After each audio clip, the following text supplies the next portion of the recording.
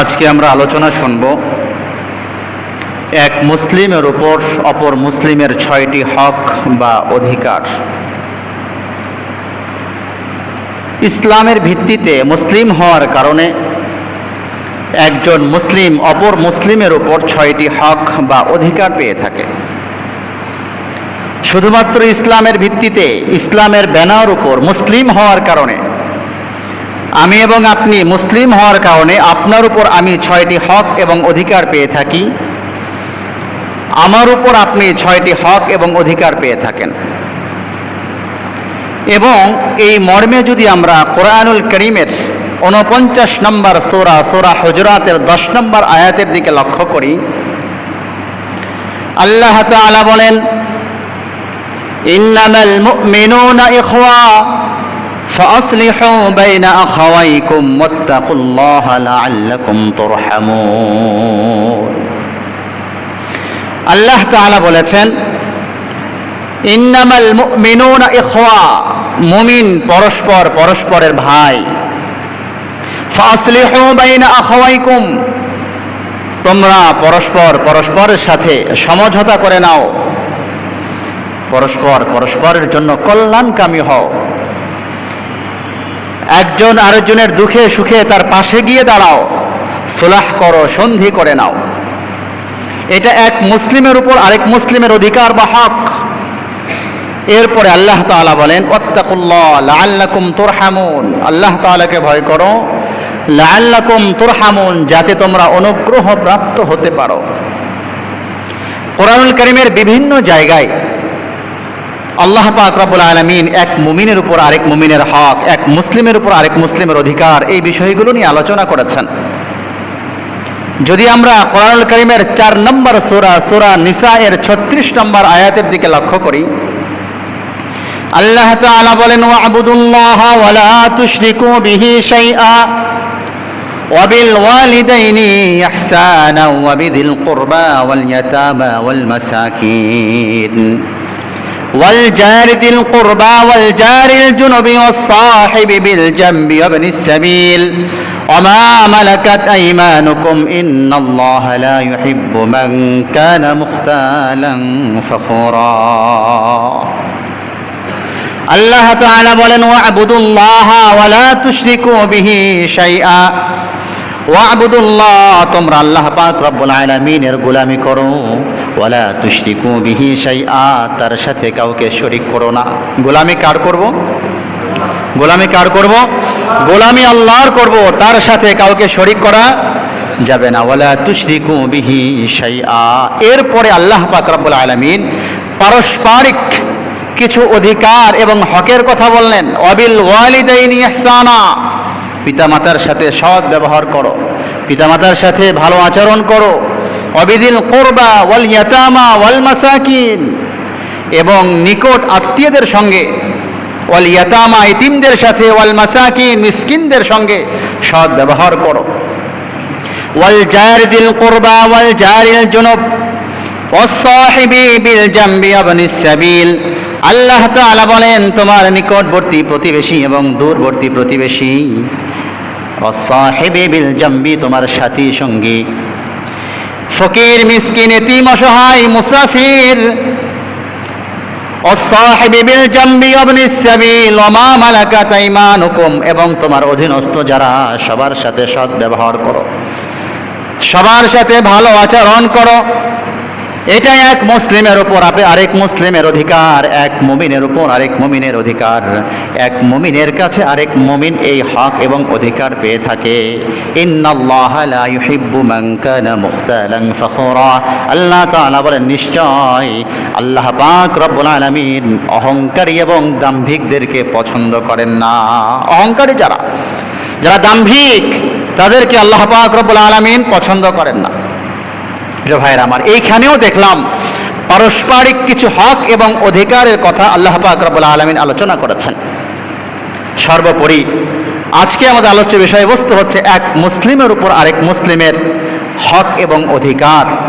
এই মর্মে সহিহ মুসলিমের 2162 নম্বর হাদিস এবং বুখারী শরীফের 1200 60 নম্বর হাদিসের দিকে যদি আমরা আলোকপাত করি, রাসূলুল্লাহ সাল্লাল্লাহু আলাইহি ওয়াসাল্লাম এক মুসলিমের উপর আরেক মুসলিমের 6টি হক এবং অধিকার নিয়ে আলোচনা করেছেন।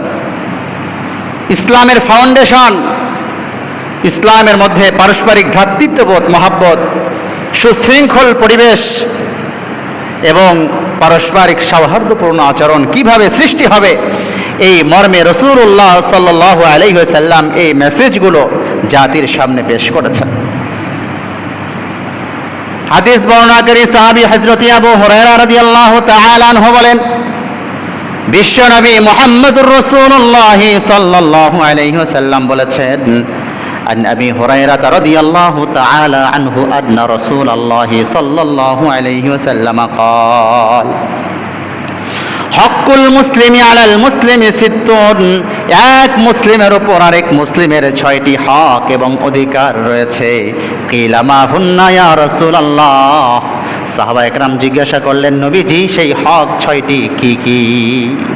রাসূল, এক মুসলিমের উপর আরেক মুসলিমের যে 6টি হকের কথা আপনি বললেন, সেই 6টি হক কি কি?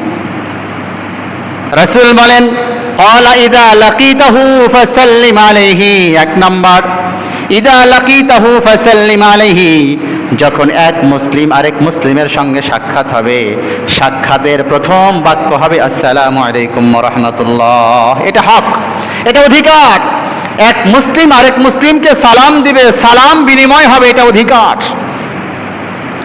ইযা লাকিতাহু ফাসাল্লিম আলাইহি, যখন কোনো মুসলিমের সঙ্গে সাক্ষাৎ হয় তখন তাকে সালাম করো, সালাম দাও।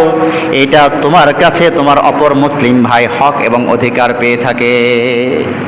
ইদা লাকিতাহু ফাসাল্লিম আলাইহি ওয়া ইদা দাআকা ফাজিবহু, দ্বিতীয় নম্বর, যখন তোমাকে দাওয়াত করে তুমি তার দাওয়াত গ্রহণ করে নাও।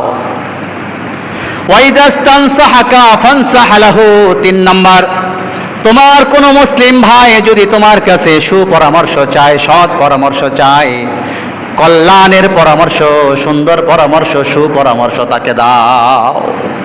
3 নম্বর, তোমার কাছে কোনো পরামর্শ চাইলে তুমি তাকে সৎ পরামর্শ দাও, সুউপদেশ দাও। ইদাস্তানসাহাকা ফানসাহ লাহু, যদি তোমার কাছে পরামর্শ চায় তুমি তাকে সুপরামর্শ দাও। ওয়াইদা আতাসা ফাহামিদাল্লাহ ফাশাম্মিতহু, 4 নম্বর, যদি সে হাসির পরে আলহামদুলিল্লাহ বলে তুমি তার হাসির জবাব ইয়ারহামুকাল্লাহ বলে দাও। 4 নম্বর, কোন মুসলিম হাসির পরে আলহামদুলিল্লাহ বলেছে তুমি তার হাসির জবাব দিয়ে দাও। 5 নম্বর, ওয়াইদা মারিদা ফাউদহু, 5 নম্বর, যখন তোমার কোনো মুসলিম ভাই অসুস্থ হয় তার সেবা করার জন্য, তার খোঁজ খবর নেওয়ার জন্য, তার দেখভাল করার জন্য, তাকে দেখার জন্য যাও। ইদা মারিদা ফাউদহু, অসুস্থ হলে তাকে দেখার জন্য যাও।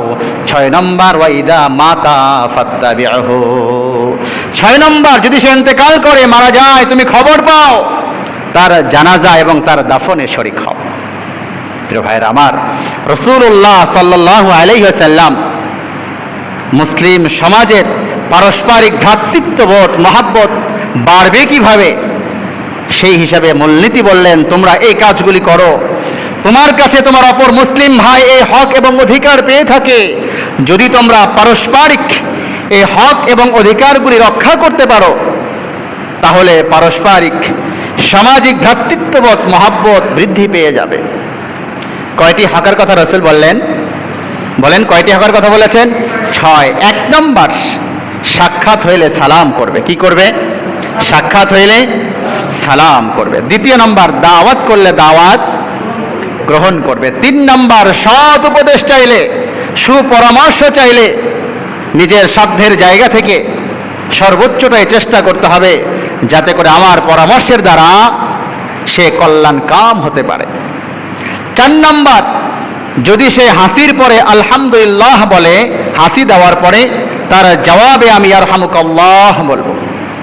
5 নম্বর, যদি সে অসুস্থ হয় আমি খবর পাই, তাকে দেখার জন্য যাব, তার খোঁজ খবর নিব, তার দেখভাল করব। 6 নম্বর, যদি মারা যায় আমি খবর পাই তাহলে তার জানাজা এবং দাফনে শরীক হব। প্রিয় ভাইয়ের আমার, বলেন এই কাজগুলো যদি আমরা করি তাহলে পারস্পরিক মহব্বত বাড়বে নাকি বাড়বে না? কথা বলেন। পারস্পরিক সুশৃঙ্খল পরিবেশ এবং পারস্পরিক সুন্দর একটা আবহাওয়া, পরিবেশ, সমাজ গঠন সমস্ত কিছু তৈরি হবে। এই 6টি হক আপনি আমার কাছে পেয়ে থাকেন, আমি আপনার কাছে পেয়ে থাকি, এক মুসলিম আরেক মুসলিমের কাছে পেয়ে থাকে, এক মুমিন আরেক মুমিনের কাছে পেয়ে থাকে। এই 6টি হক এবং অধিকারকে প্রত্যেকটা আলাদা আলাদাভাবে ব্যাখ্যা বিশ্লেষণের সাথে কোরআন এবং হাদিসকে সামনে রেখে আমরা শুনবো ইনশাআল্লাহুল আজিজ। প্রিয় ভাইয়ের আমার, 6টির প্রথম নম্বর হচ্ছে ইদা লাকিতাহু ফাসাল্লিম আলাইহি। যখন তোমার মুসলিম ভাইয়ের সঙ্গে সাক্ষাৎ হবে, সাক্ষাতে তোমার প্রথম বাক্যই হচ্ছে, প্রথম কথা, প্রথম কালিমা হচ্ছে আসসালামু আলাইকুম ওয়া রাহমাতুল্লাহ। তাহলে আমরা সালাম নিয়ে আলোচনা শুনবো। 6টির প্রথম নম্বর হচ্ছে সালাম। প্রিয় ভাইয়ের আমার, এই সালাম নিয়ে আজকে আমরা 8টি পয়েন্টে আলোচনা শুনবো। কয় পয়েন্টে? 8টি পয়েন্ট। 1 নম্বর, সালামের তাহকিক, সালামের শাব্দিক অর্থ, পারিভাষিক অর্থ, সালাম কাকে বলে, সালামের তাহকিক। 2 নম্বর, সালামের সূচনা, সালাম কোত্থেকে কবে সূচনা হয়েছে। 3 নম্বর, সালামের গুরুত্ব। 4 নম্বর, সালামের ফজিলত। 5 নম্বর, সালামের আদব। 6 নম্বর, সালামের বিধান। 7 নম্বর, মুসাফাহা। 8 নম্বর, মুআনাকা। ইনশাআল্লাহুল আজিজ এই সালামের উপর আমরা 8টি পয়েন্টে আলোচনা শুনবো। প্রথম নম্বর, সালাম কাকে বলে, সালাম কি? সালাম আরবি শব্দ। সালামের শাব্দিক অর্থ হচ্ছে শান্তি, নিরাপত্তা, সুশৃঙ্খল পরিবেশ। মহাশান্তি, মহা সুশৃঙ্খল পরিবেশকে সালাম বলা হয়। সালাম এমন এক শব্দ, কোরআনুল কারীমে এই সালাম শব্দ 41 বার এসেছে। কয়বার এসেছে? 41 বার এসেছে। সবচেয়ে মজার বিষয়, আল্লাহ পাক রব্বুল আলামিনের গুণবাচক যতগুলো নাম রয়েছে, গুণবাচক নাম সমূহের মধ্যে একটি নাম হচ্ছে সালাম। আসসালামুল মুমিন, একটি নাম হচ্ছে সালাম। এর জন্য সমাজে মানুষের নাম রাখা হয় আব্দুস সালাম। কি বলেন, নাম রাখা হয় কি হয় না? তাহলে সালাম এটা আল্লাহ পাক রব্বুল আলামিনের গুণবাচক নামসমূহের একটি নাম।